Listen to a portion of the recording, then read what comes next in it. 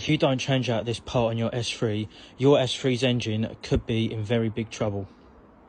So what is that little part? Now, this little part sits in this high pressure fuel pump part, and it's called a cam follower.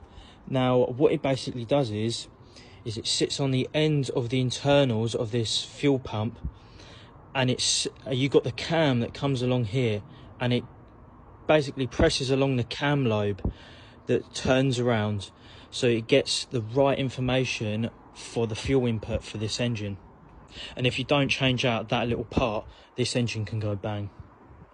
And one of the biggest reasons why it will go bang is obviously not changing it out, but where it sits on the cam lobe and parts are like touching each other, although it's lubricated over the years and over several thousand miles, the face of the cam follower will actually wear down, and where it's metal on metal, wearing down means metal shards, and basically the shards will drop down into the engine and get pushed around the engine inside the oil, which is very, very bad, and that can lead to the engine failure. If you haven't done this yet, please do it. And if you are buying an S3, make sure it's either been done or you're going to do the part as soon as you buy the car. So this is the face of the actual cam follower. As you can see, right in the middle, there's like a little silver mark. That is where the face of it has been worn down. Now, I changed mine out not too long ago, so it should still be really good, and can go on for several more thousand miles.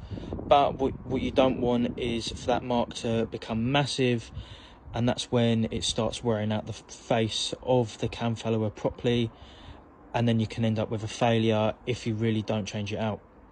And carrying on with the high pressure fuel pump right there, when you've taken that off, you need to replace the seals. If you don't replace the seals, you're going to end up with fuel leak, oil leak, and petrol in your oil pretty much, which is what you don't want, because that can lead to another failure. Also, make sure to be careful of these 3 bolts. If it wants to focus, these 3 bolts, you can strip the threads on them, or they can snap. You also want to replace those once you've replaced the cam follower. If you do want to change the cam follower and you're not sure how to do it, drop me a message and I'll give you a run through on how to change it out.